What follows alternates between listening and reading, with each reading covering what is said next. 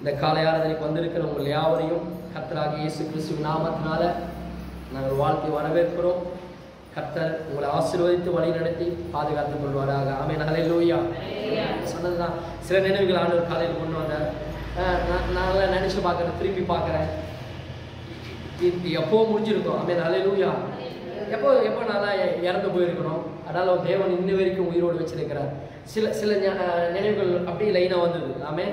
2005 ஒரு பெரிய ஒரு விபத்து நடந்திருக்கும். இங்கே நம்ம பக்கத்தில் பிரிட்ஜு பக்கத்தில் வண்டியில் வரும்போது நான் டிரைவரும் ஃபுல்லாக பாறை கல்லுங்கெல்லாம் கீழே இருக்க போல இருக்குது. அப்படியே வண்டி பிரிட்ஜு மேலேருந்து கீழே விழுந்துருக்கோம். விழுந்து ஃபுல்லாக ஒன்றும் இல்லாமல் போயிருக்கோம். ஆமென் சொல்லுங்க. ஹல்லேலூயா. ஆனால் ஆண்டவர் அந்த நேரத்தில் எப்படியோ ஆண்டவர் ஒரு ஞானத்தை கொடுத்து அதிலிருந்து ஆண்டவரை ஒரு துளி காயமும் இல்லாமல் வண்டிக்கு எந்த சேதமும் இல்லாமல் ஏதோ ஒரு அற்புதமாக ஆண்டவரை அதெல்லாம் நினச்சி கூட பார்க்க முடியல. செய்யக்கூடாத ஒன்று செஞ்சு அதுலேருந்து தான் ஆண்டவர் காப்பாற்றுறாங்க. ஆமென். ஹல்லேலூயா. ஒரு இடத்துல வண்டிக்கு முட்டை போகிறோம், வண்டிக்கு கவுந்து விழ போகுதுன்னா என்ன பண்ணுவோம்? எல்லாரும் முதல்ல என்ன பண்ணுவோம்? பிரேக்கு போடுவோம். கரெக்டாக பிரேக் போடுறதுனால தான் வண்டி இழுத்துட்டு போகுது கீழே விழுறதுக்கு. அந்த நேரத்தில் திடீர்னு எனக்கு ஒரு மனசில் ஒரு லைட் உதித்தது போல பிரேக் பண்ணது கால் எடுக்கிறேன். எந்த முட்டாளாவது செய்வானா? வண்டி போய் இடிச்சு கீழே விழ போகிற நேரத்தில் பிரேக் போட்டால் தான் வண்டி நிற்கும். ஆனால் பிரேக் போடுறதுல வண்டி ஒரு பக்கம் வீட்டு போயிட்டே இருக்குது. அந்த தண்ணியில் நம்ம பிரிட்ஜில் மழை பெஞ்சிட்டு இருக்குது, வலிக்கு வண்டி ஓடிட்டே இருக்குது. திடீர்னு நான் வண்டி ஃபுல்லாக நான் ரைட்டில் கட் பண்ணுறேன். ஆனால் வண்டி ஒரு பக்கம் தூக்கிட்டு சீனிவால் தூக்குற மாதிரி தூக்கிட்டு வண்டி பாலத்தை கிட்ட விழுற மாதிரி இருக்குது. கிட்ட போயிட்டு விழுற நேரத்தில் போயிட்டு கொஞ்சம் பிரேக் மேலே காலை எடுத்த பாருங்க, வண்டி நேரம் இந்த போலிங் வந்துருச்சு. ஆமென். ஹல்லேலூயா. பிரேக் போட்டால் தான் நிற்கணும். இன்னும் நல்லா பிரேக் ஏறி மிதிச்சிருந்தேன்னா அன்றைக்கி ஓடு முடிஞ்சிட்டு இருக்கேன் லைஃப். இதுதாங்க ஆண்டவரை எப்படி ஆண்டவரை நடத்துறாருன்னா அது ரொம்ப ஆச்சரியமாக இருக்கிறது. பிரேக் போட்டால் தான் நம்ம காப்பாற்ற முடியும்னா எங்கள் பிரேக் மேலே கால் எடுத்ததுனால தான் இன்றைக்கி நான் உயிரோடு இருக்கிறேன். ஹல்லேலூயா. கூட இந்த டிரைவர் அவன் ஆட்டம் கட்டுட்டான். வந்து வண்டி வீட்டில் நிறுத்திட்டு பெரிய வண்டி அப்போ அந்த 709 லாரி இருந்தது. அந்த வண்டி வீட்டில் நிறுத்திட்டு ஒரு அரை மணி நேரம் வண்டிக்குள்ளேயே 2 பேரும் உட்காந்துட்டு இருக்கோம். அவனுக்கு அந்த அரை மணி நேரம் அவனால் வெளியிலும் வர முடியல. டிரைவர் அவன் சின்ன பையன் தான். அவ்வளோ அவனுக்கு உயிர் மழை வந்துச்சு, மரணத்தை பார்த்துட்டான். ஹல்லேலூயா. ஆனால் கர்த்தர் காத்தாரு. சொல்லுங்க. அதெல்லாம் நான் சொல்லுவேன், ஆண்டவர் இன்னைக்கும் ஆண்டவர் தயவுனால நான் உயிரோடு இருக்கிறேன்.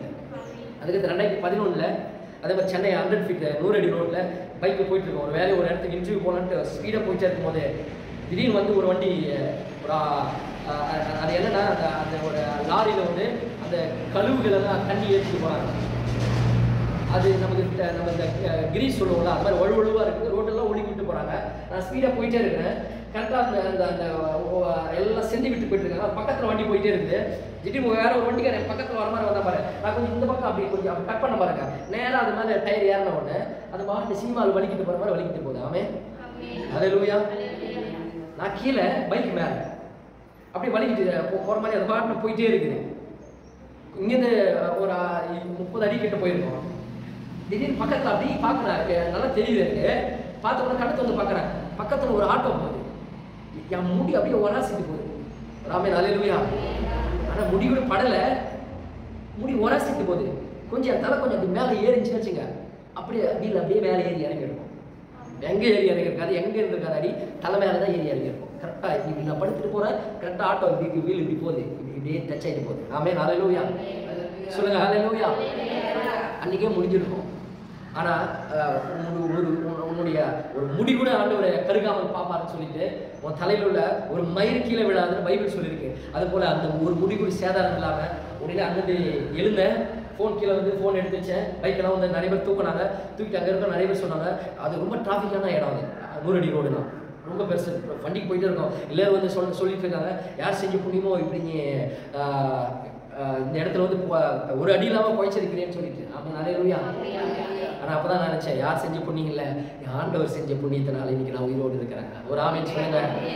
அதே மாதிரி நிறைய சொல்லிட்டாரு. கடந்த வருஷத்துல ஒரு காரியம், அதில் ஆண்டவர் ஜீவனோடு காத்தாரு. அதுக்கு தான் நான் சொல்லுவேன், ஆண்டவர் எனக்கு என்ன கொடுக்குறாரு இல்லையோ, ஆஸ்தி, சொத்து, சுகம், நன்மை, சமாதானம், பெருமை, எதை கொடுக்குறாரு இல்லையோ, நான் அதை குறித்து ஒரு நாள் யோசிக்கிறதெல்லாம் வேணும் தான். ஆனால் அதை கொடுக்கலன்னு ஆண்டவர்கிட்ட ஒரு நாள் நான் கோச்சிக்கிறது இல்லை. ஏன்னா ஆண்டவர் இல்லைன்னா நான் எப்போ செத்துருப்பேன். இன்னைக்கு உயிரோடு ஜீவனோடு கர்த்தர் இங்கே நிற்க செய்திருக்கிறாரு.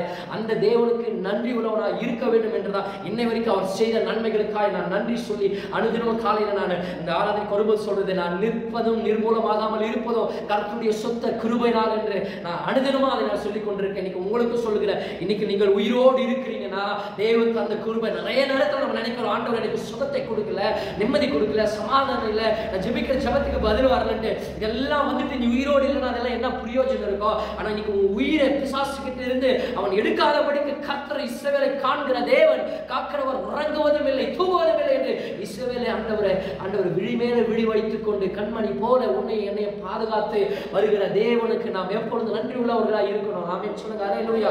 நான் சொன்ன முன்னாடி சொன்ன ஆண்டவர் எத்தனையோ எவ்வளவு பேருக்கு அற்புதம் செய்றாங்க, ஒருத்தருக்கும் ஆண்டவருக்கு நன்றி சொல்றது இல்லை. எல்லாரும் ஆண்டவர் அந்த நேரத்தில் மறந்து போறாங்க. ஆமென் அல்லேலூயா.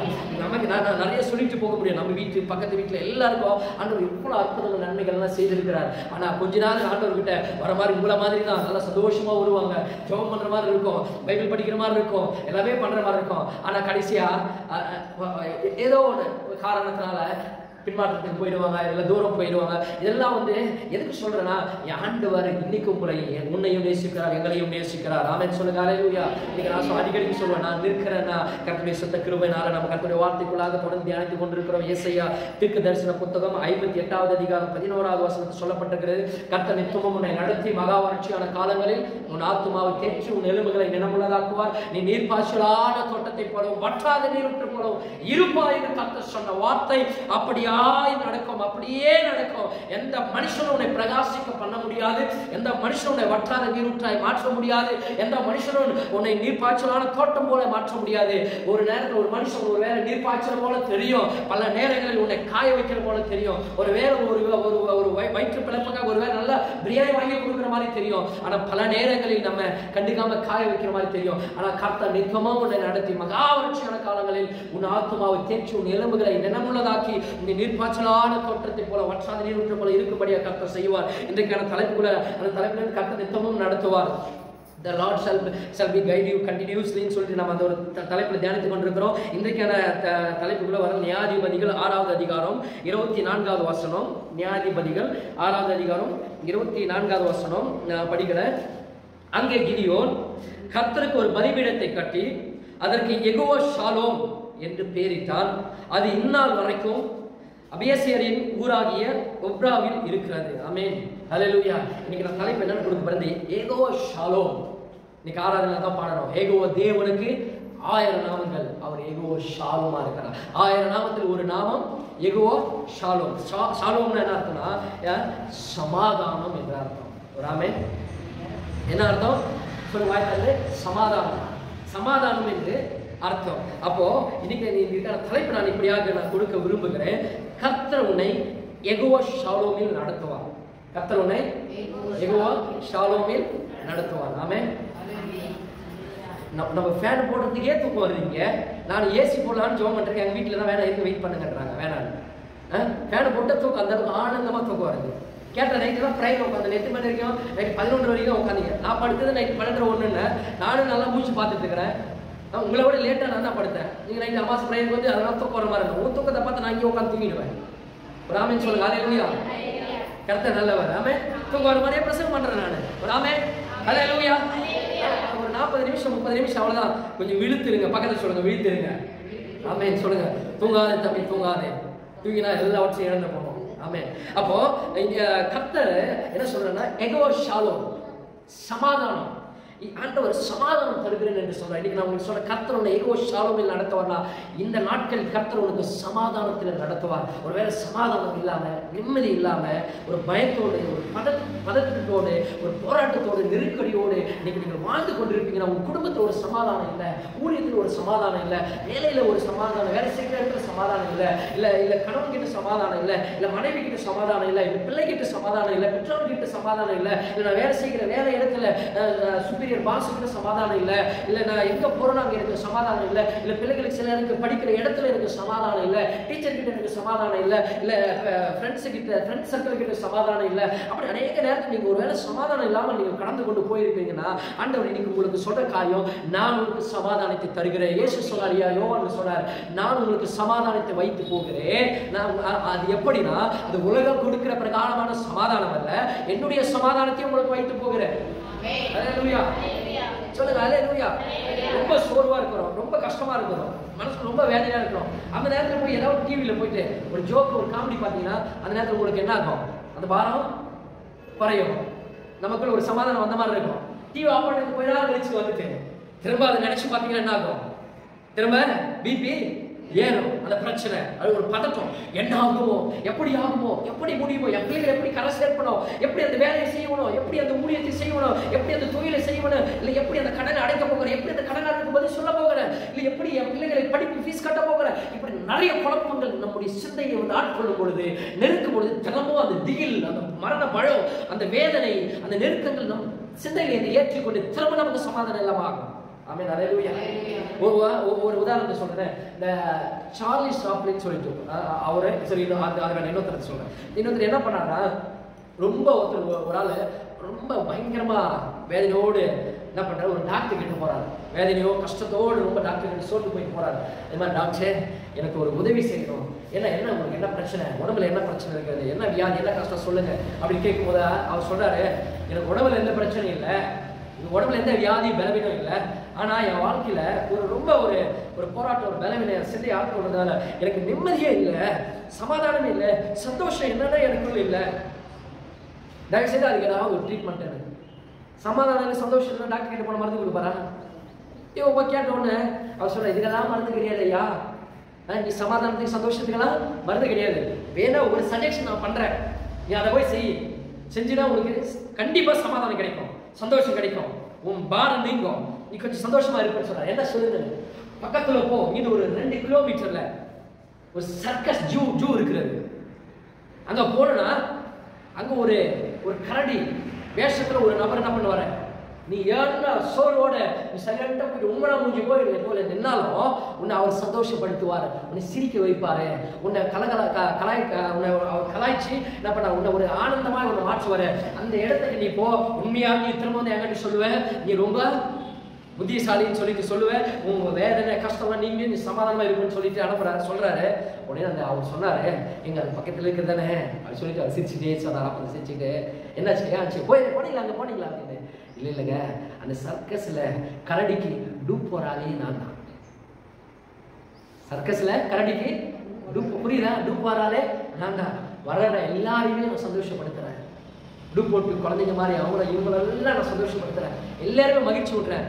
ஆனா என் வாழ்க்கையில சமாதானம் இல்லை, சந்தோஷம் இல்லை. நம்ம சார்லி சாப்ளின் ஒருத்தர் இருக்கிறார், காமெடி ஆக்டர் ஒருத்தர், நம்ம வடிவில் இருக்கிற மாதிரி நம்ம இந்தியாவில் அதை ஃபாரின் அதர் கண்ட்ரியில் சார்லி சாப்ளின் சொல்லுவாங்க. அவர் அப்படிதான், அவர் வீடியோ பார்த்தீங்கன்னா உங்களால் சிரிக்காம இருக்க முடியாது. சும்மா ஏதாவது பாருங்க, அந்த பயங்கரமா அவர் எதுவுமே பேசுறதுனால செய்கையிலே காமெடி பண்ணுவார், பயங்கரமா சிரிப்பா இருக்கும், ஒரு இதா இருக்கும். அவர் ஒரு டைம் பேட்டி எடுக்கும்போது சொல்றாரா, உங்களுக்கு என்ன பிடிக்கும், ரொம்ப பிடிக்கும் கேட்கும்போது அவர் சொல்றாரா, எனக்கு மலையில நடைய ரொம்ப எனக்கு பிடிக்கும் அப்படின்னு சொன்னார். ஏன் மலையில நடைய உங்களுக்கு ரொம்ப பிடிக்கும் அப்படின்னு கேட்கும்போது அவர் சொன்ன காரியம், ஏன் மலையில நடைய எனக்கு பிடிக்கும்னா, நான் வந்து எத்தனையோ இந்த உலகத்தை சந்தோஷப்படுத்துறேன், உலகத்தை சிரிப்பாக்குறேன், உலகத்தை மகிழ்ச்சியா வச்சிருக்கிறேன். ஆனா எனக்குள்ள சமாதானம் இல்லை, சந்தோஷம் இல்லை, எனக்கு அழுகணும்னு தோணுது. நான் அழுதுனா யாராவது ஜோக்கு காமெடி பார்த்து சிரிப்பாங்களா? சிரிக்க மாட்டாங்க. ஆனா என்னால அழுவும் முடியல. மலையில நினைத்து எனக்கு ஏன் பிடிக்கணும், மலையில போய் நினைக்கும் போது நான் தேவி அழுவேன். அந்த மழை தண்ணீரோடு என் கண்ணீரும் கலந்து போகும்போது நான் அழுவது யாருக்கும் தெரியாது. அப்பொழுது என்னுடைய வேதனை எல்லாம் வெளியில் ஓடும் என்று அவருடைய வாழ்க்கையில் நடந்த சம்பவங்களை சொல்லுகிறார். ஆமென், சொல்லுங்க, அல்லேலூயா. இன்னைக்கு உலகத்துல எல்லாருடைய வாழ்க்கையிலும் ஒரு சமாதானம் இல்லாம, நிம்மதி இல்லாம இன்னைக்கு உலகம் ஓடிக்கொண்டிருக்குது. எத்தனையோ பேர் இன்னைக்கு சூசைட் பண்ணிக்கிறாங்க, தற்கொலை செய்யறாங்க. ஏன் தெரியுமா? சமாதானம் இல்லை, நிம்மதி இல்லை. ஏதோ ஒரு காரணத்தினால அவங்க இன்னைக்கு நிறைய பேர் தற்கொலை செய்து கொள்றாங்க, சூசைட் பண்ணிக்கிறாங்க. காரணம் சமாதானம் இல்லை.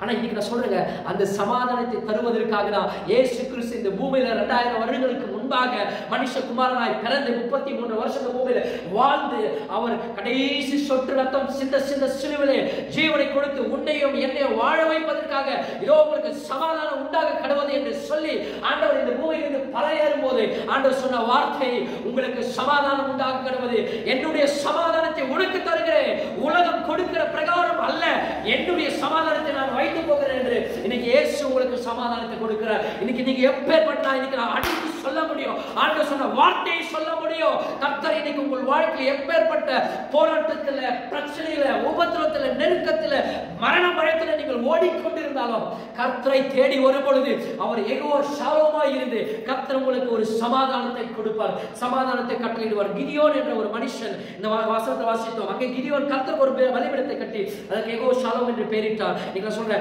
அந்த யெகோவா ஷாலோம்னா அங்க ஒரு பலிபீடத்தை கட்டி அதுக்கு யெகோவா ஷாலோம் சமாதான பீடம் என்று அவர் ஒரு பெயர் வைக்கிறார். இன்னைக்கு நான் சொல்றேன் அதேதான் இன்னைக்கு நமக்கு என்று ஆண்டவர் ஒரு ஆலயத்தை கட்டி கொடுத்து இன்னைக்கு ஏதேன் என்று ஒரு பெயரை வைத்து கர்த்தர் இந்த இடத்துல ஆண்டவர் ஒரு சமாதானத்தை வைத்திருக்கிறார். இங்க வருவர்கள் சமாதானத்தை பெற்றுக் கொள்வார்கள்.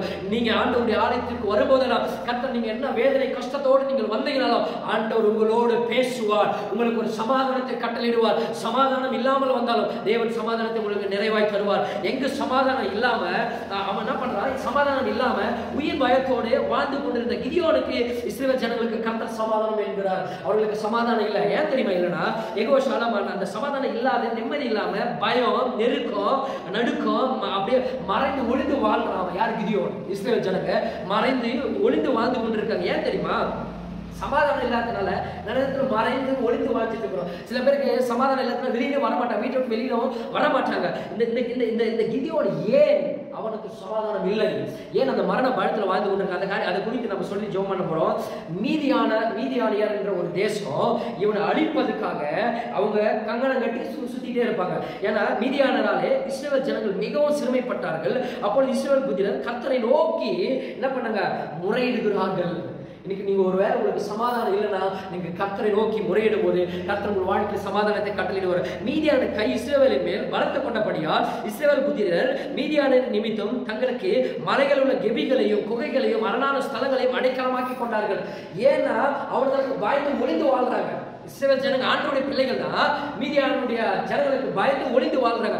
ஏன்னா அவங்க வந்தாங்கன்னா என்ன பண்ணுவாங்கன்னா, இந்த இஸ்ரவேலர் கிதியோன் எல்லாம் வந்து அப்போ வந்து கோதுமை பயிரிடுவாங்க, விவசாயம் செய்வாங்க. கோதுமை விவசாயம் செய்யும் போது இவங்க 3 தேசத்தாலும் ஒன்னா வரும். இவங்க சின்ன குடும்பம், சின்ன தேசத்துல ஜனங்களோடு இருக்கிறான். 3 தேசத்தோட மீதியானியர், அமலேக்கியர், கிழக்கத்தி புத்திரன்னு சொல்லிட்டு 3 தேசத்து ஜனங்க ஒன்னா வந்து 3 தேசத்து மக்கள் விரோதமாய் எழும்பி இஸ்ரவேலுக்கு விரோதமாய் எழும்பி பாலைமறைங்க என்ன பண்ணுவாங்க, அந்த விளத்தை விவசாயம் பண்ணியிருப்பாங்க. நல்லா வார்கோதுமை வந்திருக்கும், நல்லா அறுவடை செய்யற ஸ்டேஜில் இருக்கும், எல்லாமே அதை மிதிச்சுட்டு போவாங்க. ராமேஸ்வரன் ஹல்லேலூயா. எல்லாமே மிதிச்சுட்டு அதெல்லாம் நாசம் பண்ணிட்டு என்ன பண்ணுவாங்கன்னா அங்க இருக்கிற ஆகாரம், இவங்க சாப்பாட்டுக்காக வார்கோதுமை பேக் பண்ணி மூட்டை வச்சிருப்பாங்க. அந்த ஆகாரத்தை தூக்கிட்டு ஆடு மாடு கழுதி எல்லாவற்றையும் எடுத்துக்கொண்டு இவங்களை அடிச்சு போட்டு போயிடுவாங்க. ஒரு ஆமீன் சொல்லுங்க ஹல்லேலூயா. அவங்க வரும்போது என்ன பண்ணுவாங்க, ஒரு நல்ல ஒரு மிருக ஜீவன்களோட வெட்டி கிளிக்கிற போல திரளாய் வருவாங்க. இவங்க இருக்கிறது சின்ன ஆளுங்க, கூட்டம் அதிகம் கிடையாது, கம்மியான ஆளுங்க. அவங்க வரும்போது திரளான 3 தேசத்து மக்களும் கூட்டமாய் வந்து திரளாய் வந்து எல்லாவற்றையும் அடித்த தேசத்தை சேதப்படுத்தி கொள்ளையிட்டு போவார்கள். அவர்கள் வரும்போது அவங்க வருகிற ஒட்டங்கள் வந்து என்ன இருக்குன்னா எண்ணி முடியதா இருக்கும். கீப் ஆன் கோயிங், இது கண்டிப்பாக தொடர்ந்து நடந்துட்டே இருக்குது. நிறைய இடத்துல பாருங்க, நம்ம ஏதாவது ஒரு வேலை செய்வோம், ஏதாவது ஒரு காரியம் செய்வோம், சும்மா இருக்கிறதெல்லாம் சேர்ந்து வந்து நம்மளை விதிச்சுட்டு போவோம். வராமே நிறைய நம்ம எதையோ சொல்லிட்டு ஏதோ நம்ம வேலையை பார்த்துக்கிட்டு நம்ம பிசினஸ் பண்ணிக்கிட்டு ஏதோ நம்ம செய்வோம். பக்கத்துல இருக்க சும்மா வந்து நம்ம கிட்ட சீண்டி சண்டை போடுவோம். சில இடத்துல நம்மளால முடியாது, ஏன்னா அவன் 4 பேரா இருப்பான், நம்ம ஒரு ஆளா இருப்போம். ஒரு ஆமே ஹல்லேலூயா. நம்ம அவங்ககிட்ட மது கட்ட முடியாது. நிறைய நேரத்தில் அவனுக்கு பார்த்து ஐயோ அவன் வரானே ஏதாவது சொல்ல போறான்னு பயந்து நிறைய நேரத்தில் இந்த வாழ்க்கையில நாம ஏதோ நம்ம செய்கிற வேலையை அழிப்பதற்காக சிலர் ஒன்று கூடி நம்ம அழிப்பதற்காக வருகிறார்கள். இவன் வந்து அவன் ஏனோ தனியா அவன் கோதுமை பயிரிட்டு அவன் செய்யணும்னு அவன் பண்ணும்போது வேணுமே அவன் கோதுமை அழிப்பாங்க. இன்னைக்கு உங்களுடைய வாழ்க்கையிலும் சரி நம்முடைய வாழ்க்கையிலும் சரி அநேக சில சத்ருக்கள் சில எதிரிகள் நம்ம என்ன பண்றாங்க, எப்படியாவது நம்ம செய்கிற தொழில் வேலையை பிசினஸையோ ஏதோ ஒரு காரியத்தை அழிக்க வேண்டும் என்று அவங்களுடைய என்ன அதுக்காக கங்கணம் கட்டி சுத்திட்டு இருப்பாங்க. நம்ம எதை செய்யணும் அதை நாசனம் பண்ணணும், அது ஒன்றுமில்லாம ஆக்கணும், அதை சின்னபின்னமாக்கணும் சொல்லிட்டு இப்படியாக சுத்தி கங்கணம் கட்டி திரிகிற காலகட்டத்தில் நாம வாழ்ந்து கொண்டிருக்கோம். இப்படிதான் கிதியோன் இருக்கும்போது அப்போது ஒரு நாள் ஒப்ராவில அவன் என்ன பண்றான், பயந்து மறைந்து என்ன பண்றான், கோதுமை அறுவடை செஞ்சுட்டான். எப்படியோ ஞானமா கோதுமை அறுவடை செஞ்சுட்டாரு. எப்படியாவது கோதுமை கலந்துட்டு ஆலையில போட்டு அடிச்சு எடுத்துட்டு வந்து நம்ம பத்திரப்படுத்தணும் அப்படின்னு நினைக்கிறான். திடீர்னு அவனுக்கு வந்தா என்ன பண்ணுவாங்க, இதை மெரிச்சு ஒண்ணு இல்லாம ஆக்கி கொலையிட்டு போயிட ஒரு பக்கம் பயந்து அந்த ஒப்ராவில ஒரு இடத்துல என்ன பண்றான்னா அவன் அந்த ஆலையில அடிச்சுட்டு இருக்கிறான். கோதுமை கலைஞ்சிட்ட ஆலையில அடிச்சுட்டு இருக்கிறான். அடிச்சுட்டு பயந்து அடிக்கிறான். அவன் வந்துருப்பாங்க இந்த பக்கம் அந்த பக்கம் பார்த்து பயந்து அவன் அடிச்சுட்டு இருக்கிறான். அப்பதான் ஒரு தேவ தூதன் அந்த ஒப்ராவில ஒரு கருவாலி மரம் இருக்கும். என்ன மரம்? கருவாலி மரத்தின் கீழே ஒரு தேவ தூதன் வந்து அங்க ஒரு 4 காரியங்களை குறித்து அந்த கிதியோனுக்கு சொல்றான். நான் சொல்ற 4 காரியங்களை நீ செவி கொடுத்து கேட்டனா உனக்கு நான் ஒரு அற்புதம் செய்வேன், உனக்கு சமாதானம் உண்டாகும், ஒரு வாழ்க்கையை நான் மாற்றுவேன். இதுவரைக்கும் பயந்து மரண பயத்தோடு வேறொருத்தருக்கு கந்தோட்டிக்காரனுக்கு பயந்து, வண்டிக்காரனுக்கு கடைக்காரனுக்கு பயந்து, இல்லை சீட்டுக்காரனுக்கு பயந்து, இல்லை துணி எடுத்தவனுக்கு பயந்து, எல்லாவற்றுக்கும் பயந்து நீ வாழ்ந்து கொண்டிருக்கிற அந்த பயத்திலிருந்து உனக்கு வெளியே கொண்டு வந்து உனக்கு ஒரு ரட்சிப்பையும் சமாதானத்தையும் நான் ஆசீர்வாதத்தை கட்டளையிடுவேன் என்று ஒரு 4 காரியங்களை குறித்து சொல்றேன். அந்த 4 காரியங்களை நாம் குறித்து நம்ம சொல்லி விரைவே நம்ம ஜெபம் பண்ணி முடிக்க போகிறோம். நியாயாதிபதிகள் 6வது அதிகாரம் 12வது வசனம் 13வது வசனத்தில் வாசிக்கலாம். கர்த்தருடைய தூதனானவர் அவனுக்கு தரிசனமாகி பராக்கிரமசாலியே கர்த்தர் உன்னோடு இருக்கிறார் என்றார். அப்பொழுது கிதியோன் அவரை நோக்கி, என் ஆண்டவனே, கர்த்தர் எங்களோடு இருந்தால் இவையெல்லாம் எங்களுக்கு நேரிடுவானே. கர்த்தர் எங்களை எகிப்திலிருந்து கொண்டு வரவில்லையா என்று எங்கள் பிதாக்கள் எங்களுக்கு விவரித்து சொன்ன அவருடைய அற்புதங்களை எல்லாம் எங்கே?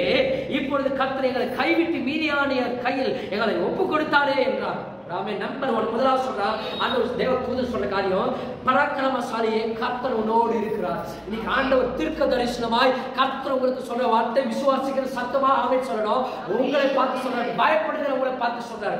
வியாதியை குறித்து பயப்படுகிறவங்களை, கடனை குறித்து பயந்திருக்கிறவங்களை, எதிர்காலத்தை குறித்து பயந்திருக்கிறவங்களை, பிள்ளைகள் குறித்து பயந்திருக்கிறவங்களை, குடும்பத்தை குறித்து பயந்திருக்கிறவங்களை, ஏதோ ஒரு வேலையை குறித்து, ஏதோ ஒரு காரியத்தை குறித்து பயந்து மறைந்து ஒளிந்து வாழ்ந்திருக்கிறவங்களை பார்த்து கர்த்தர் சொன்ன காரியம், பராக்கிரமசாலியே கர்த்தர் உன்னோடு இருக்கிறார். ஒரு கையை தட்டி ஆண்டவரோடு ஆமென் சொல்லலாம். ஹல்லேலூயா. பயப்படுறீங்களா? நீங்க பயப்படாத.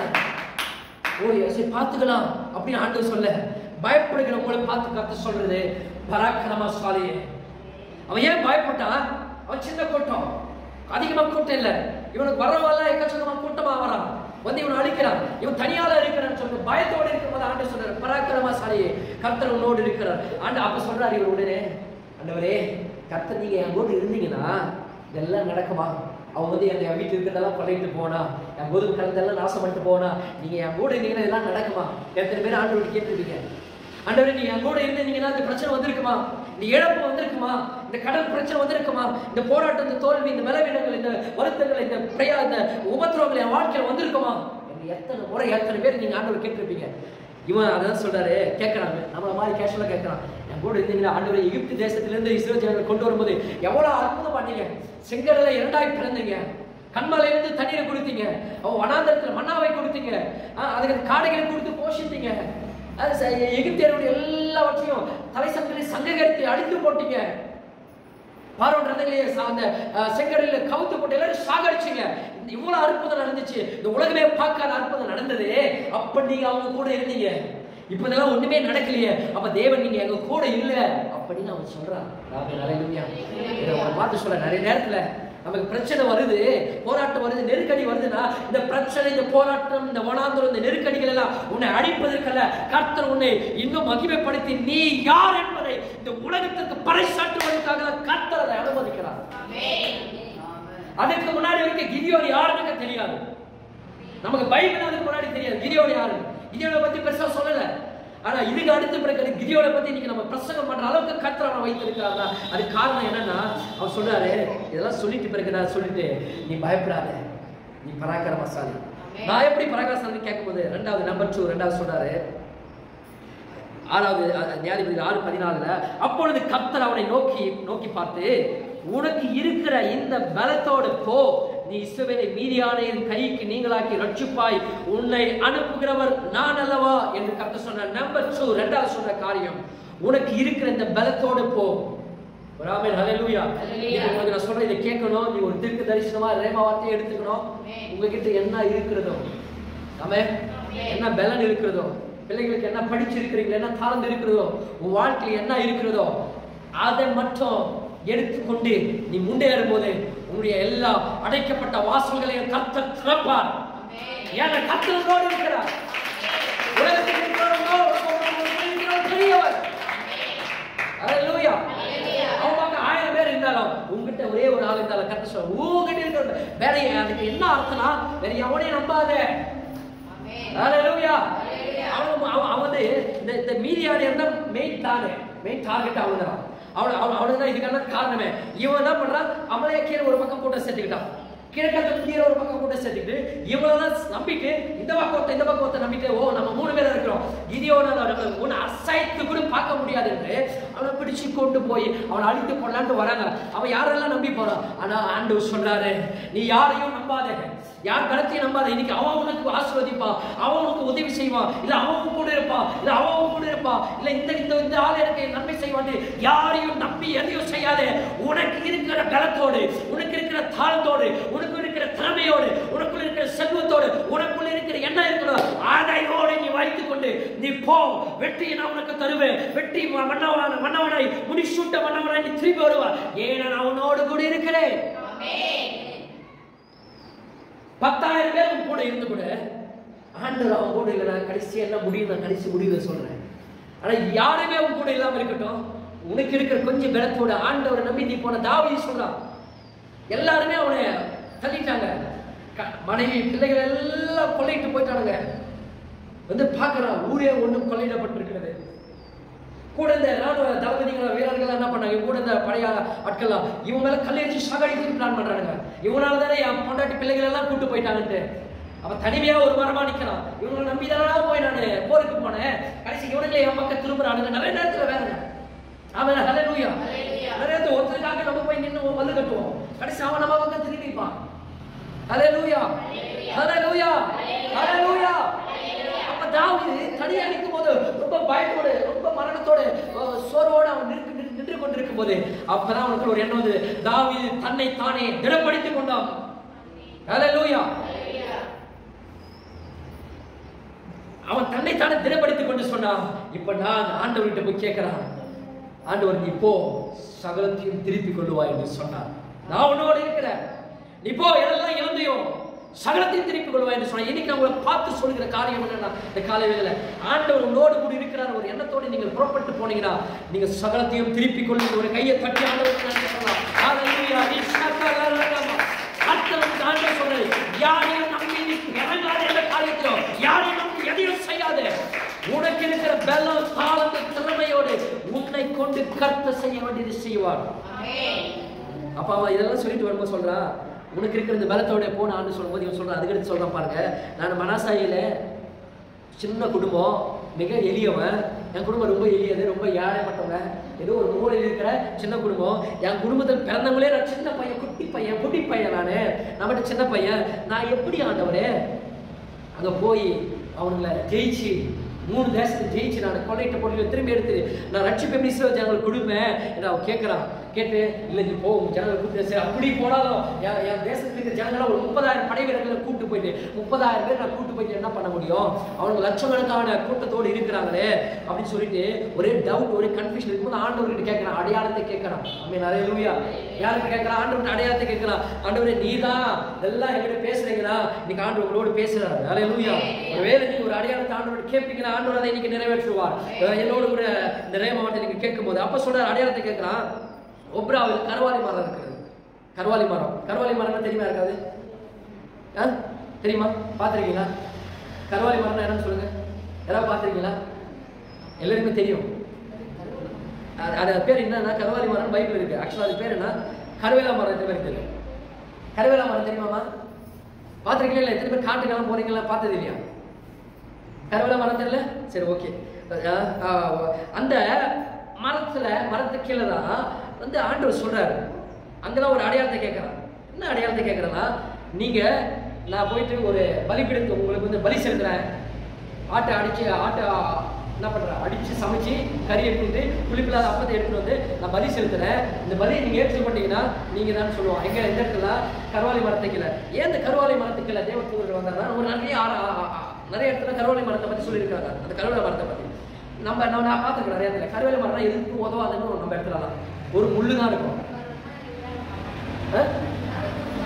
ஒரு முள்ளு தான் இருக்கும். கரெக்டா? எதுக்குமே பயன் இல்லை. மரம் மட்டும் நல்லா ஹைட்டாக பெருசு பெருசாக வரும். எதுக்குமே யூஸ் இல்லை தான் நம்ம நினைச்சு இன்னைக்கு எவ்வளவு சேர்ந்தது கிடையாது. நான் நிறைய டைம் பார்த்துருக்கேன். ஆமே. ஆனா உண்மையிலே உலகத்திலே வெளியேறப்பட்டது கருவாலி மரம். அது நமக்கு தெரியல. தெரியாதவனுக்கு வரைக்கும் அது ஒரு பிரயோஜனம் இல்லை. கிட்டத்தட்ட 800 to 900 வருஷம் அந்த மரம் உயிரோடு இருக்கும். எத்தனை வருஷம்? உன்னை பார்க்கும், உன் பிள்ளையை பார்க்கும், பேர பிள்ளையை பார்க்கும், கொள்ளு பேரனை பார்க்கும், எள்ளு பேரனை, லொல்லு பேரனை, எல்லா பேரனையும் பார்க்குற அளவுக்கு கிட்டத்தட்ட ஒரு 900 வருஷம் அந்த மரம் உயிரோடு இருக்கும். அந்த மரம் ரொம்ப கடினமா இருக்குமா, ரொம்ப கடினமா இருக்குமா. அதை வச்சுதான் அந்த ரயில்வே ட்ராக்லாம் முன்னெல்லாம் வந்து இப்போ சிமெண்ட் கல்ல அர்த்தம் போடுறாங்க ட்ராக்குக்கு. முன்னெல்லாம் மரத்தை போடுவாங்க ரயில்வே ட்ராக்ல. அந்த மரம் அதை தான் யூஸ் பண்ணாங்க. அவ்வளோ கடினமானதான். அதே மாதிரி மரக்கம்பங்கள் இப்போலாம் கம்பம் வருது. அதுக்கு முன்னாடி மரக்கம்பத்தை அந்த கருவாலி மரத்தை கம்பளத்தெல்லாம் பண்ணுவாங்க. ஏன்னா அந்த ஒரு ஸ்ட்ராங்காக இருக்குமா. அதுக்கு விலை உயர்ந்த பொருட்கள். அந்த மரத்துக்கு பேர் பிரீமியம் மரம்னு சொல்லுவாங்க. பிரீமியம் ட்ரீட், வெளியேறப்பட்ட ஒரு மரம். அதிலிருந்து தான் நிறைய மெடிசன் தயார் பண்ணுறாங்க. ஆமே. கருவாலி மரத்து தோல் பட்டை, அந்த பிஷின் வேறு எல்லாத்துக்கும் ஒரு மெடிசனை தயார் பண்ணுறாங்க. நீரிழிவு நோய் அதுக்கு மருந்து அதுலேருந்து தான் வருது. அதுக்கு திமிர்வாதம் கேள்விப்பட்டீங்களா? திமிர்வாதம் அந்த வியாதி, அதுக்கான சுகம் வந்து திமிர்வாதத்துக்கு மருந்து இல்லைனோ, ஆனால் அதுக்கான மருந்து அதுலேருந்து தான் எடுக்கிறாங்களா. அதுக்கு பெருநோய், இது மாதிரி எக்ஸ்ட்ரா வரி நிறைய வியாதிகளை அந்த கருவாலி மரத்திலிருந்து தான் எடுத்து என்ன பண்றாங்க, சுகப்படுத்துறாங்க.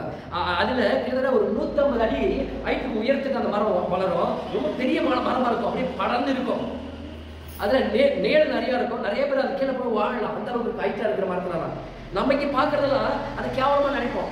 ஓட்டத்துக்கு அதை அடுப்பு கூட எதுவும் யூஸ் பண்ண மாட்டோம். அது எங்க வெட்டி அதை முள்ளு செதுக்கி எடுத்து வந்து என்ன பண்றது, அந்த ஒரு கேவலமா நினைப்போம். ஆனா அதை விலை உயர்ந்தா பார்க்கும்போது அதில் இருக்கிற பயன் நன்மைகள் வேற எதுவுமே இல்லை. அதே போலதான் ஏன் ஆண்டவர் அந்த இடத்துல வந்து தேவதூதன் அனுப்புறாரா? இயேசு கிறிஸ்துவை நீங்க கேவலமா பாக்குறீங்க, நீங்க தான் பாக்குறாங்க. ராமன் சொல்லுங்களா? அவருக்கு ஒரு பட்டத்தை கொடுத்துட்டு, ஒரு இனத்தை கொடுத்துட்டு, ஒரு குளத்தை கொடுத்துட்டு, ஒரு கோத்திரத்தை கொடுத்துட்டு, ஒரு மூலையில வச்சுட்டு இயேசுவா இங்கதான் இருக்கணும். ஒரு ஆமென் சொல்லுங்க. அல்லேலூயா சொல்லுங்களா? ஆமென். நமக்கு சொல்றாங்களா, நீ சர்ச்சை கட்டுறனா ஓகே, போய் அங்க கட்டிக்கோ. எங்க கட்டிக்கோ? புரியட்டும். ஒரு ஆமென். புரியுதா? அங்க கட்டிக்கோ, இங்க எல்லாம் கட்டக்கூடாது. இது வந்து இங்கிக்கான தெய்வம் இல்ல, அங்கிக்கான தெய்வம். நீ அங்கிக்க போ, இங்கிக்க வேணாம். என்னன்னா இயேசுவை கேவலமா பாக்குறவங்க ஒரு பட்டத்தை கொடுத்து ஒதுக்குறவர்கள் இன்னைக்கு ஒதுக்கி கொண்டிருக்கிறாங்க. ஆனா அதே இயேசுவை, அதே கர்த்தரை விலை உயர்ந்த பார்க்கிற ஜனங்கள் இன்னைக்கு விலை உயர்ந்த ஆசீர்வதிக்கப்பட்டவர்களாய் மகத்துவம் உள்ளவர்களாய் இருக்கிறாங்க. அந்த கருவாலி மரத்தை போல இயேசுவை போல உயர்ந்த தெய்வம் இந்த உலகத்தில் வேற ஒன்றும் இல்லை. உனக்காக எனக்காக ஜீவனை கொடுத்த ஒரே தெய்வம் இயேசு. உன்னை என்னை வாழ வைப்பதற்காக பாடுபட்ட ஒரே தெய்வம் ஆண்டவராகிய இயேசு. அந்த இயேசுவை நான் இன்னைக்கு நாம் சொல்லிக் கொண்டிருக்கிறோம். நீ கருவாலி மரமா பார்த்தனா இயேசுவா அப்படின்னு பார்த்தனா ஒரு பயன் உனக்கு இருக்காது. இதனுடைய உள்ள இருக்கிற பயன்களை நீ பார்த்தனா இதை விட வெளியேறப்பட்ட மரம் உலகத்துல இல்லை என்று சொன்னது போல இயேசுவை போல வெளியேறப்பட்ட தெய்வம் இந்த உலகத்துல இல்லை. ஒரு ஆமென் சொல்லுங்க. ஆண்டவர் கருவாலி மரத்தை கீழே வந்து என்ன பண்றாருன்னா அவனோடு கூட பேசி அந்த அவன் கேட்ட அடையாளத்துக்கு பலிபீடத்துல அவன் பலி செலுத்துற பலியை ஆண்டவர் ஏற்றுக்கொண்டார். சீக்கிரம் முடிக்க. நம்பர் 3, 3வது காரியம், தேவதூதன் அவனுக்கு சொல்லும்போது 6வது அதிகாரம் 23வது வசனத்துல, அதற்கு கர்த்தர் உனக்கு சமாதானம், பயப்படாதே, நீ சாவதில்லை என்று சொன்னார். அங்கே கிதியோன் கர்த்தருக்கு ஒரு பலிபீடத்தை கட்டி அதற்கு யெகோவா ஷலோம் என்று பெயரிட்டார். அது இந்நாள் வரைக்கும் அபியசரின் ஊராகிய ஒப்ராவில் இருக்கிறது. அங்கதான் இன்னைக்கு நான் சொன்னல சமாதானம் ஆண்டு சொல்றாரு. 3வது என்ன சொல்றாரு? பயப்படாதே, உனக்கு சமாதானம். பக்கத்துல பார்த்து சொல்லுங்க, பயப்படாதே, உனக்கு சமாதானம். ஆமே. சும்மா அற மூஞ்சியோட அறத்தோட பயப்படாதே, உனக்கு சமாதானம்னா நீ சொல்றதை பார்த்து பக்கத்துல இருக்காரு பயந்துற மாதிரி இருக்கு. ஆமே. விசுவாசத்தோட நம்பிக்கையோட சொல்லணும், பயப்படாதே, உனக்கு சமாதானம். ஏன்? கர்த்தர் உன்னோட இருக்கிறார். யார் இருக்கிறாரோ இல்லையோ கூட ஆண்டவராகிய இயேசு கிறிஸ்து கூட இருக்கிறார் சொல்லிட்டு அங்க ஒரு பலிபீடத்தை கட்டி யெகோவா ஷாலோம் என்ற ஒரு பெயரை எடுக்கிறார். இங்கே நம்ம ஒரு பலிபீடத்தை கட்டி இருக்கிறோம். ஏன்னா கர்த்தர் என்னோடு இருக்கிறார் என்று. ரெண்டாவது சொல்லிட்டாரு. ரெண்டாவது அடையாளத்தை கேட்கிறான். என்ன கேட்கிறான்? ஒரு அடையாளம் கேட்டான், இன்னொரு அடையாளத்தை கேட்கிறான். ஆண்டவர்கிட்ட, ஆண்டவரே, ஒரு முடிவுள்ள ஒரு மயிருள்ள ஒரு தோல் எடுத்து நான் பண்றேன் ஒரு களத்துல, ஒரு கிரவுண்ட்ல அந்த களத்துல நான் போடுறேன். போட்டு ஒரு ஆண்டவர்கிட்ட கேட்கிறாரு. போடும்போது பனி என்ன பண்ணா அந்த தோல் மேல மட்டும் பனி பெய்யணும். காலைல பனி பெய்யல மார்னிங்க பனி அந்த தோல் மேல மட்டும் பனி பெய்யணும். காலையில இருந்து பார்த்தா தோல் மேல மட்டும் பனி இருக்கணும்.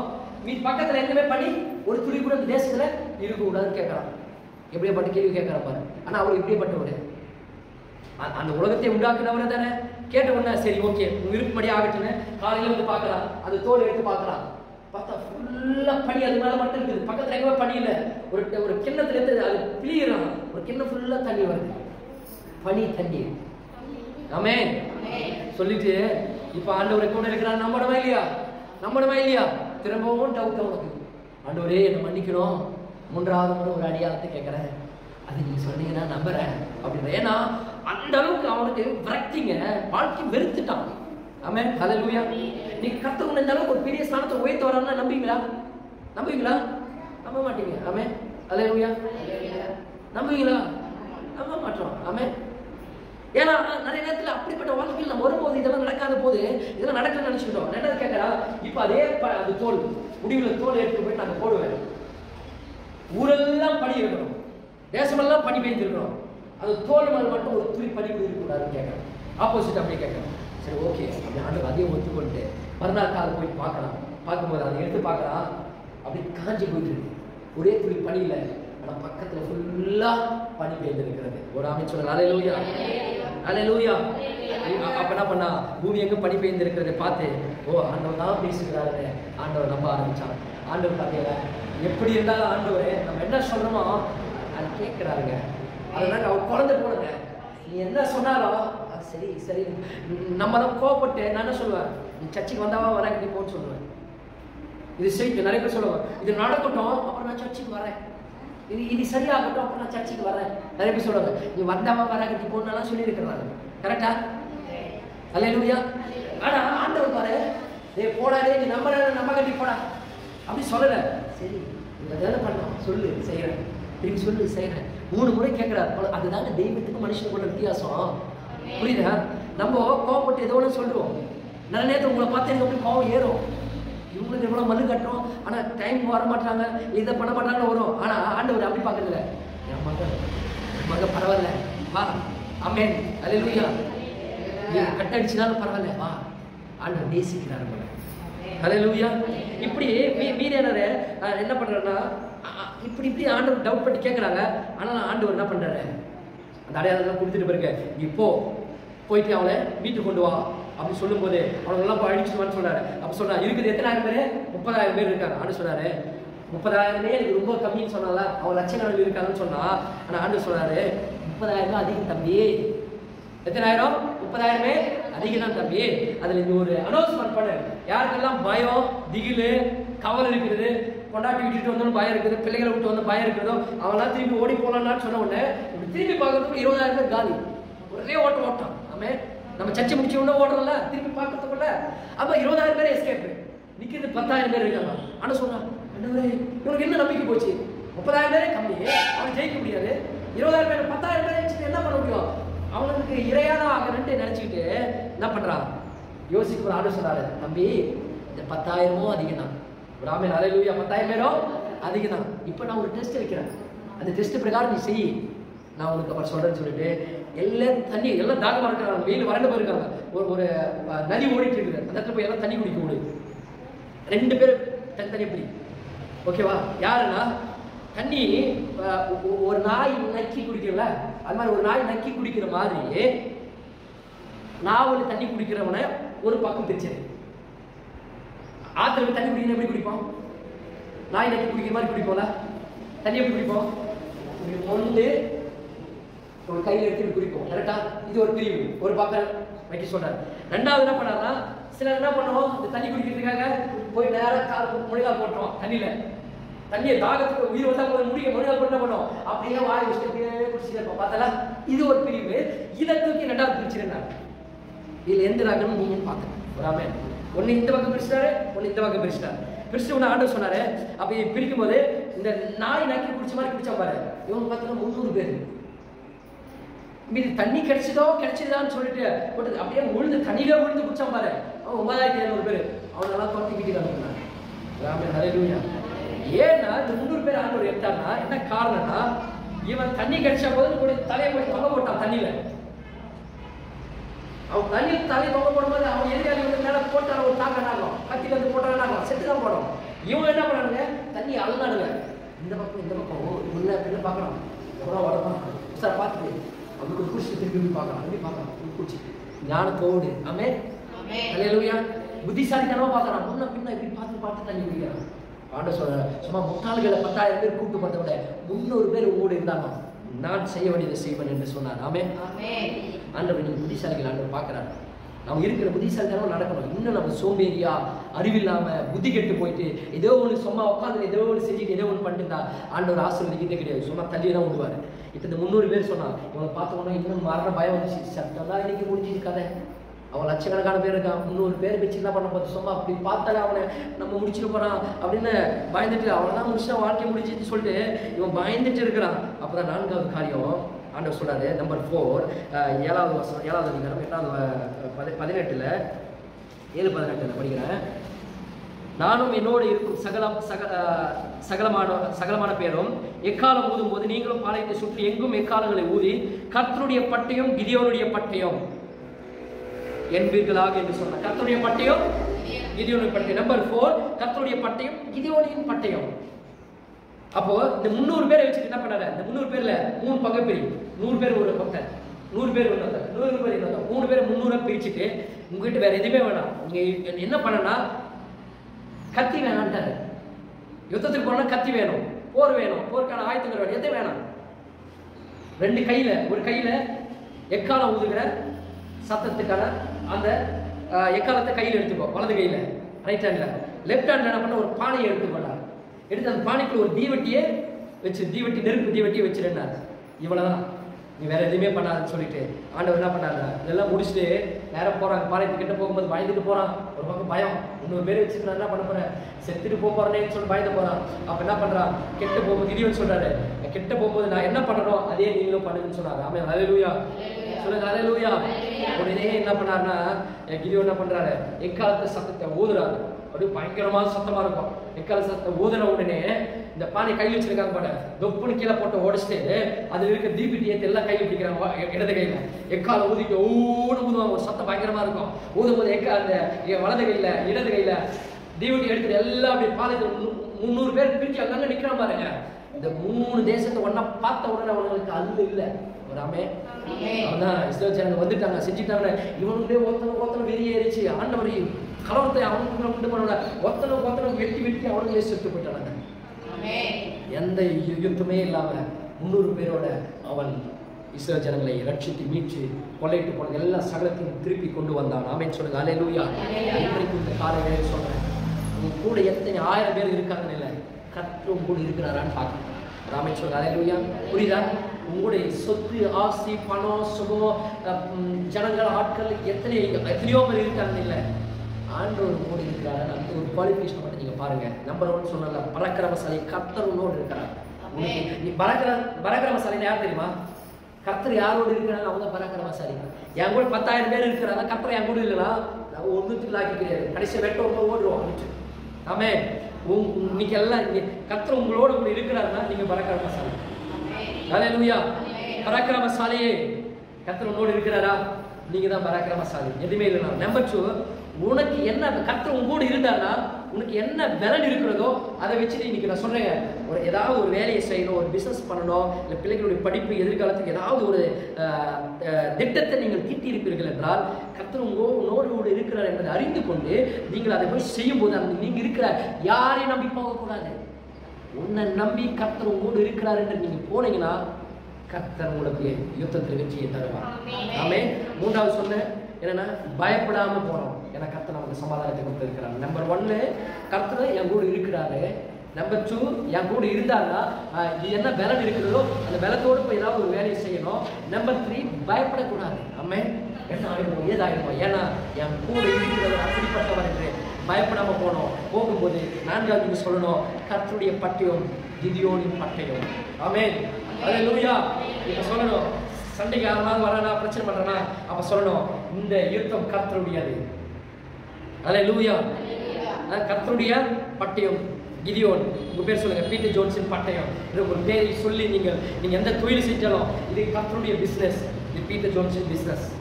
அது எத்தனை பேருக்கு புரியுது? இது கர்த்தருடைய காரியம், இது பீட்டர் ஜோன்சன் காரியம் சொல்லணும். ஆமென், ஹல்லேலூயா. என்னுடைய முதல்ல அவருடையது, இந்த பிசினஸ் முதல்ல அவருடையது, இந்த வேலை முதல்ல அவருடையது, இந்த ஊழியம் முதல்ல அவருடையது, இந்த காரியங்கள் முதல்ல அவருடையது. அதே உங்க பேர் சொல்லணும், இன்னைக்கு சொல்லணும். அவர் வெட்கப்பட விடுவாரா? அவர் அசிங்கப்பட விடுவாரா? விட மாட்டார். ஒரு சண்டை வருதுன்னா அந்த சண்டை கர்த்தருடையது, கர்த்தருடைய சண்டை. பீட்டர் ஜோன்சன் சண்டைன்னு சொல்லுங்க. சண்டை நீங்க போய் சண்டை போடாதீங்க, இந்த வார்த்தையை சொல்லுங்க, அறிக்கையிடுங்க, விசுவாசிங்க. கர்த்தர் உங்களுக்கு ஜெயத்தை கொடுப்பார். எல்லாம் எழுந்து நிற்கலாம், ஜெபம் பண்ணி முடிக்கலாம். கர்த்தர் தாமே இந்த வார்த்தையை ஆசீர்வதித்து வழி நடத்தி பாதுகாத்துக் கொள்வார். கர்த்தர் சமாதானத்தை இந்த நாட்களில் கர்த்தர் கடை